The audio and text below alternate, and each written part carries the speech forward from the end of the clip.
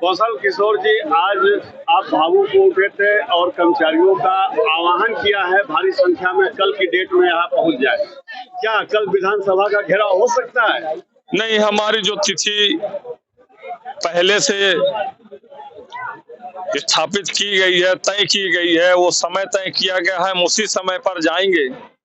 लेकिन जो संख्या बल है वो संख्या बल हमें अपने साथियों का मिलना चाहिए, जिससे हमारा मनोबल उत्साह बढ़ना चाहिए।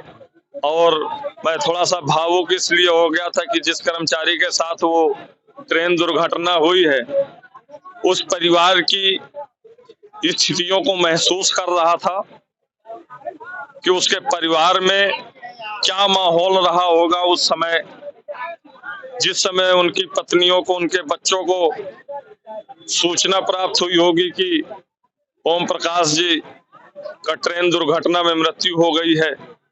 वो स्थितियों को मैं स्पष्ट देख रहा था, महसूस कर रहा था और भावुक हो गया, जिसकी वजह से मैं अपने आप को रोक नहीं पाया। यही स्थितियां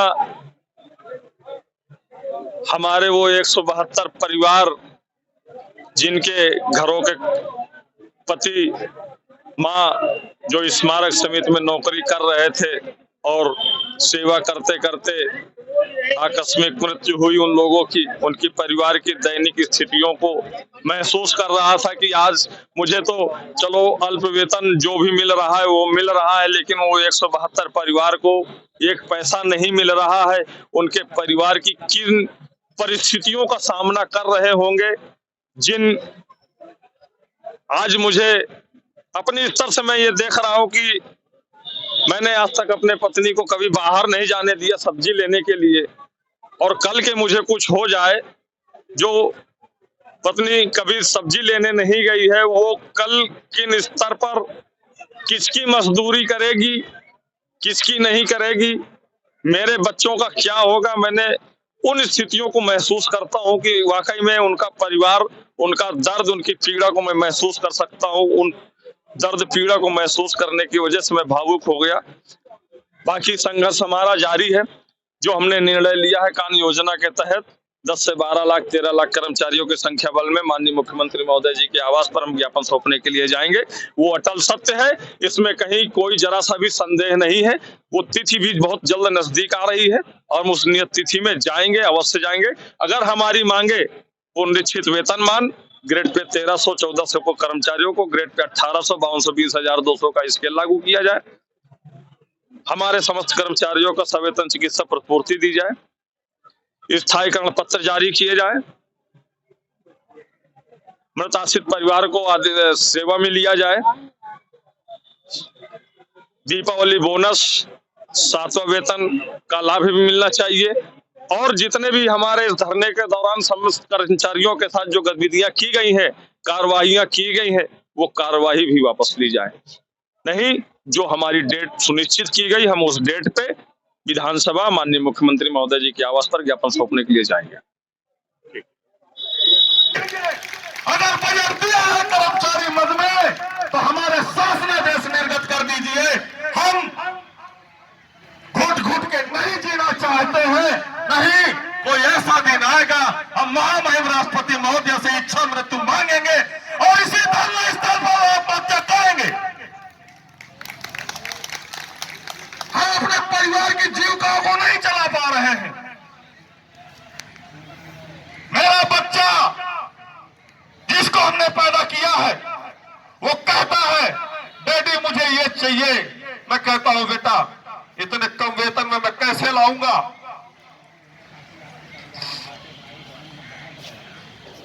कैसे लाऊंगा मैं 25,000 रुपया पाता हूं, कहां से पैदा करके दूंगा तुमको। मैं कहां से वो हक दिलाऊंगा अपने बच्चों को।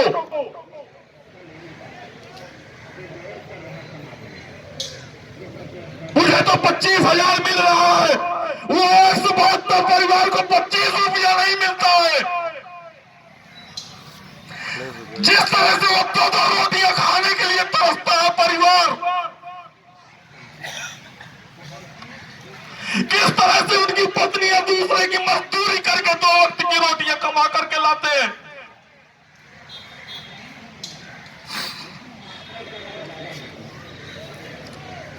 पूछो उस कर्मचारी के परिवार का दर्द, जिसकी घर की लाठी टूट गई हो, 2 वक्त की रोटी नहीं कमा पा रहा है।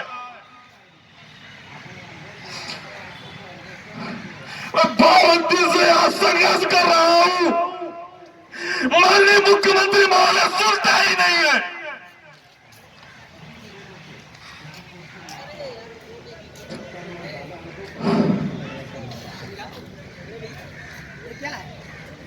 धरना प्रदर्शन पर बैठे हैं जी सर। आज धरना प्रदर्शन का नेतृत्व कर रहे हैं कौशल किशोर जी। भावुक हो उठे, उनके आंखों में आंसू आ गए। क्या कहना चाहेंगी? क्या अब ये लड़ाई निर्णायक मोड़ पर जाएगी? सर अब तो जो दिन ज्यादा बीत रहा है ना, तो बस रातों की नींद हराम हो गई है, दिन का खाना हराम हो गया है और बेचैनी अब इतनी बढ़ रही है कि हम अपने आप को इस धरना स्थल पे ही कुछ कर बैठे हैं या मतलब क्या करें और क्या नहीं करें। अब तो जान देने के ऐसा मन करता है कि सिर्फ पटक पटक के हम यहाँ किसी दिन अपने आप को कुछ कर ही बैठेंगे। अब मन अभी हमारा इतना दुखी हो गया था, जब हमारा भाई रो रहा था तो हमको लग रहा कि हम अपना सिर पटके और यहीं मर जाएं बस। अब मुख्यमंत्री साहब के लिए इतना भी तरस नहीं आ रहा है हम लोगों के ऊपर कि हम कितने परेशान हैं यहाँ पे, बताइए। एक एक दिन करके हम गिन गिन के काट रहे हैं कि शायद हमारा कल हो जाएगा, हमारा परसों हो जाएगा, लेकिन विधानसभा में जब आवाज सुननी जा रही है तो बाप हम लोगों की आवाज दबाई जा रही है। बताइए हम कितने परेशान है, कहाँ जाए, कैसे मुख्यमंत्री साहब होंगे, कैसे न्याय करेंगे, ये बताइए। इनका क्या मतलब इसका जवाब है कोई कितना को करने वाला, कोई कुछ भी। जब मुख्यमंत्री नहीं सुनेंगे तो फिर और कौन सुनेगा? उनके ऐसे अधिकारी भ्रष्ट बैठ गए कि वो उनका मन ही नहीं है कि हमारा कोई काम किया जाए अब। और जब अगर वो राजी से नहीं करेंगे तो हम तो जाएंगे ही जाएंगे, ऐसी बात नहीं। हमें अपने मरने का बिल्कुल डर नहीं है, लेकिन जो मेरे बच्चों का भविष्य जा रहा है हमें उनकी चिंता है। जो हमारे भाई सब खत्म होकर चले गए उनके परिवार की हमें चिंता है। ये शाम का टाइम, हम खाली अपनी लड़ाई नहीं लड़ रहे हैं, अपने हम स्वार्थी नहीं है, ये सबकी लड़ाई है। और जब इतना परिवार बिगड़ रहा है तो इतने परिवार को बिगड़ते हुए हम नहीं देख सकते हैं। हमारी वो इंसानियत नहीं है जो हम घर में जाकर के छिपके बैठ जाएं। अब तो हम मरेंगे या करेंगे, एक ही काम होगा, इससे आगे और कुछ नहीं। धन्यवाद। मेरा नाम वीरेंद्र कुमार है। 52 दिन हो गए धरना प्रदर्शन का, क्या कहना चाहेंगे? धरना प्रदर्शन के बारे में जो हमारे अधिकारी हैं उनके बारे में मुझे ये कहना है कि एक प्रसंग आता बड़ा सुंदर सा। एक गधा था, गधे पे एक मूर्ति रखी गई दुर्गा जी की विसर्जन के लिए, तो जनता माला पहनने लगी, गधा को पूजा होने लगा। गधा समझा बड़ा खुश हुआ कि मेरी पूजा हो रही है। जैसे 8-10 दिन बाद वो मूर्ति को विसर्जन किया गया सरजू माँ के चरणों में, गधा फिर चीप करने लगा। तो सेम स्मारक समिति के हमारे जो प्रबंधक कमेटी है लोग उसी प्रकार के हैं। अन्यथा हम जो लोग हैं, बहनें हैं, भाई हैं, उनके बारे में चिंता करते, ना तो वेतन कटवाते, ना तो ट्रांसफर करवाते। जो भी ये प्रक्रिया हुई है वो अवैध तरीके से हुआ है। बीसी साहब ने तनख्वाह नहीं काटा इन लोगों ने ही है भेजा है। बीसी साहब ने कहा था कि अगर तुम कर्मचारी नहीं रोक सकते हो तो हम वेतन आपका काट देंगे। जो प्रबंधक समस्त सहायक प्रबंधक थे अपने, तो इस नाते से इन लोगों ने अनल पनम में, जबकि मैं 30 दिसंबर लखनऊ महोत्सव का कार्य चल रहा था, मैं वहाँ पे दिन रात ड्यूटी किया हूँ, रात 12 बजे तक बिता रहा हूँ लोगों से, जब सुबह 9 बजे से लेके 12 बजे तक रहा हूँ। उसके साथ साथ खाद्यान्न वितरण होता है जिला अधिकारी के आदेश से। आलमबाग का जो क्षेत्रीय पूर्ति अधिकारी है डॉक्टर कंचन लता गौतम जी के आदेश के क्रम में मैं राशन भी उठाता हूँ, उनको सत्यापन भी करता हूँ।